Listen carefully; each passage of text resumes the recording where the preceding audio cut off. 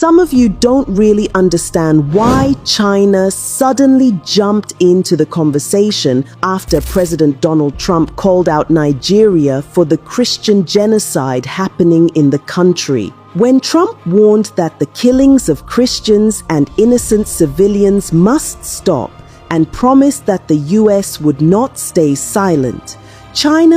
They use choppers to come and cut away the gold, and they take them out of this country and make billions of US dollars. And the federal government is not doing what it should be doing. These guys have been weaponized by the illegal big men who deploy them, secure territories, and the weapon is meant to protect the Chinese and other foreigners who are... Wonderful followers and subscribers of Holy Ghost Son, I hope this video finds you well. Guys, Chinese have been exposed. You will wonder that day after Trump made a statement, about calling Nigeria government out to look into security, or US will do it himself. Now, China jumped into the conversation without condemning the termination that is going on in the country, without doing anything about it, but rather challenging the US government. Now, China has been exposed. How this guy, they milk us, stealing our mineral resources. Not only that, even sponsoring, all these Boko boys. I'm going to stop here. I don't want to talk too much. I want you to watch the video. In case today is your first time coming across my video, I want to say big thank you to you for stopping by. This is Holy Ghost platform, a platform that tell you undiluted truth. Please do not watch this video alone. It's loaded. Ensure that someone else watch it with you. Thanks and God bless you. Some of you don't really understand why China suddenly jumped into the conversation after President Donald Trump called out Nigeria for the Christian genocide happening in the country. When Trump warned that the killings of Christians and innocent civilians must stop and promised that the US would not stay silent, China immediately responded, warning Washington not to interfere in Nigeria's internal affairs. Now think about that for a moment. China never said a word about the killings. It didn't call on the Nigerian government to protect its people. It didn't condemn the attacks or offer help. Instead, its first reaction was to tell America not to interfere. So the question is, why? Why is China so nervous about US involvement in Nigeria? The answer isn't complicated. It's money, it's power, and it's fear of exposure. For years, China has been quietly digging its roots deep into Nigeria, not just through trade or construction, but through something much darker: illegal mining and strategic control of resources. On the surface, it looks like partnership. New railways, airports, bridges, loans. But behind those contracts, China is building influence, not friendship. And its biggest interest isn't in Nigeria's people, it's in Nigeria's minerals. In states like Kogi, Zamfara, Niger, and Nasarawa, Chinese companies are heavily involved in mining gold, lithium, and other valuable minerals. Some of these operations are legal, many are not. Reports show that Chinese nationals have been caught running illegal mines, destroying farmlands, bribing local officials, and secretly shipping resources out of the country. Just this year, Nigeria's Minister of Solid Minerals confirmed that illegal mining is directly funding terrorism. And that's not a coincidence, because when armed groups control mining sites, the chaos benefits the buyers. They get cheap, unregulated access. That's the truth China doesn't want exposed. Because much of that mineral trade, especially lithium, which China needs for electric car batteries, ends up in Chinese markets. Let's connect the dots. A stable, accountable Nigeria means transparency.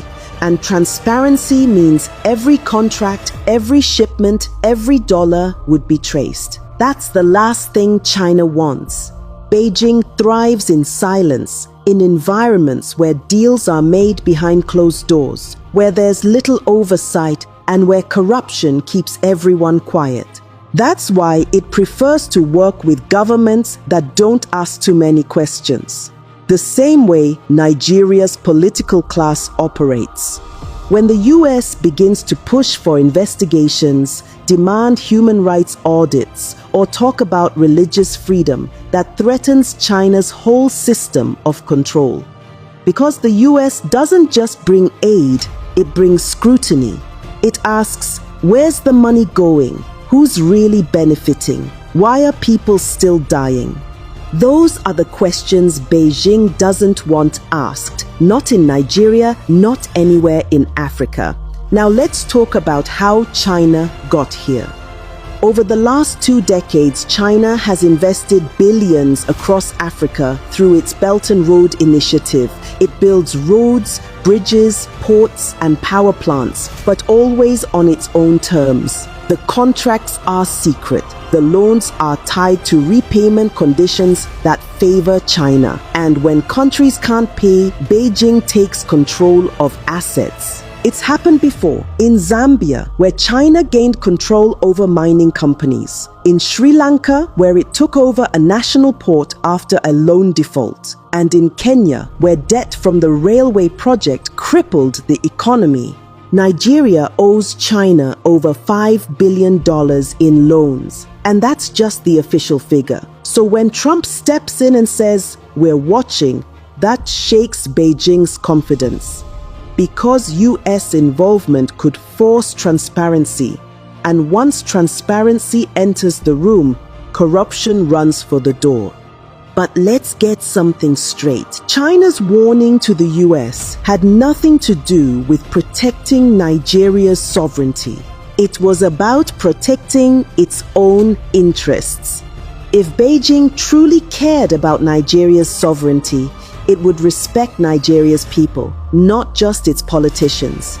It would condemn the killings, not ignore them. It would speak for the victims, not for the elites. But that's not how China operates. It believes in control, not compassion. Its strategy is simple. Find weak governments, flood them with loans, extract their resources, and call it partnership. That's why China was quick to defend Nigeria's government, but silent about Nigeria's citizens. Because chaos works in its favor. The more unstable Nigeria becomes, the easier it is to control. China is deeply involved in illegal mining across Nigeria. In Zamfara and Niger states, Chinese businessmen have been arrested for operating unlicensed gold mines. In Nasarawa, locals accuse Chinese firms of paying armed groups for protection. In Kogi, Chinese miners are blamed for environmental damage that has destroyed entire farming communities. But here's the worst part. Many of these illegal sites are protected by local politicians. They collect security fees, turn a blind eye, and in return, part of the minerals are exported quietly to China. That's why you rarely hear the government talk about cracking down on Chinese miners. Because too many people are benefiting from it. Now imagine what happens if the US decides to dig deeper. Imagine if Washington starts demanding full transparency in Nigeria's mineral exports. Imagine if satellite data and intelligence reports start tracking where every shipment goes. That's what China is afraid of. Because the truth would show that much of Nigeria's gold and lithium wealth, resources that could build schools, hospitals, and jobs, is being stolen in broad daylight, and the money never touches Nigerian soil. So when China says America must not interfere, it's not defending Nigeria's independence. It's defending its business empire.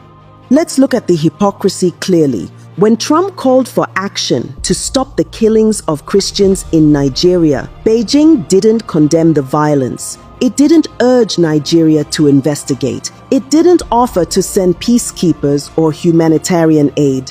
Nothing. It simply said, the US should respect Nigeria's sovereignty. But sovereignty means nothing when citizens are dying. And silence in the face of mass murder is not respect, it's complicity. The truth is, China doesn't care who lives or dies in Nigeria as long as its business continues. The US may have its own interests, but it's calling for accountability. China, on the other hand, is calling for silence. The US sees Nigeria as a potential partner in stability. China sees Nigeria as a resource zone, a place to dig, build, and dominate. That's why the Chinese government is terrified of US pressure. Because American involvement could trigger a domino effect, Nigerians asking questions, journalists investigating contracts, and leaders being forced to explain where the money went. China cannot afford that kind of transparency, not in Nigeria, not in Africa. But here's the tragedy. While the global powers play this game of influence, ordinary Nigerians are the ones suffering.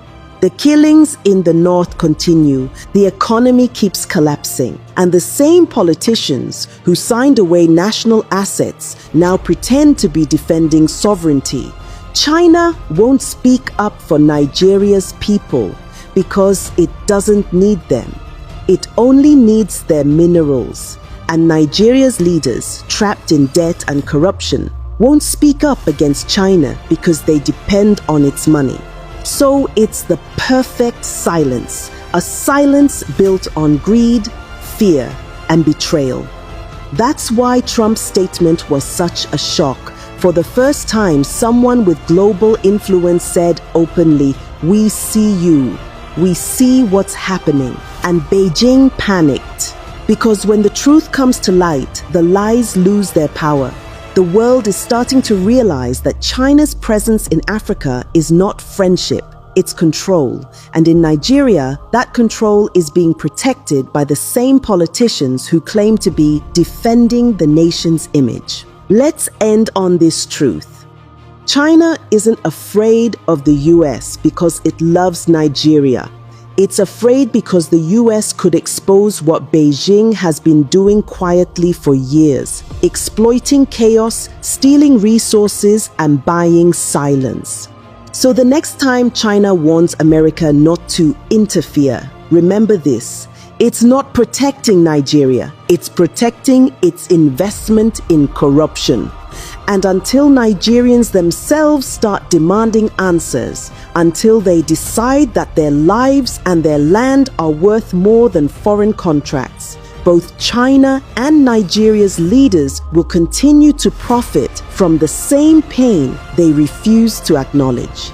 In the wake of China's disapproval of Trump's threat of military action in Nigeria as part of, efforts to protect Christians from persecution, a 2023 report by British newspaper The Times alleged that Chinese nationals in Nigeria's mining sector are funding terrorist groups to secure access to the country's mineral reserves. The exclusive investigation, which has resurfaced online, suggests that through bribes and illegal transactions, Beijing could be indirectly funding terror in Nigeria. Well, according to research from SBM Intelligence, a Lagos-based analytical group, Chinese companies operating in conflict zones have been striking security deals with insurgents. The report revealed videos of militant leaders boasting that Chinese workers must pay them rent to operate in their territories, particularly in Zamfara and other northwestern states. Some Chinese nationals working informally as miners serve as runners for militant groups and control gold mining operations across remote areas. The report noted that Chinese contractors often smuggle minerals out illegally, with several arrests recorded, including 27 miners in Osun State in 2020 and a Chinese citizen jailed for 5 years in October for processing 25 tons of lithium-containing minerals. Well, this investigative report adds another complex international dimension to Nigeria's security crisis. The report highlights the menace of resource exploitation, raising questions about which foreign actors are truly destabilizing Nigeria and why. Those involved in this illegal mining They use choppers. They procure arms exactly the same way as our military were doing in the South. They give them arms. They use choppers to come and cut away the gold. And they take them out of this country and make billions of US dollars. And the federal government is not doing what it should be doing. I took this letter to the former president when I was national chairman of APC. And I said, call the general to give you more brief. In fact, what is happening, or what subsequently happened in that part of the country, was exactly what the general told me was going to happen. Because these guys have been weaponized by the illegal big men who deploy them, secure territories, and the weapon is meant to protect the Chinese and other foreigners who they actually employ to carry out the mining. And on occasion, they use the same weapon to carry out banditry, kidnapping, and all of the terrible things that are going on.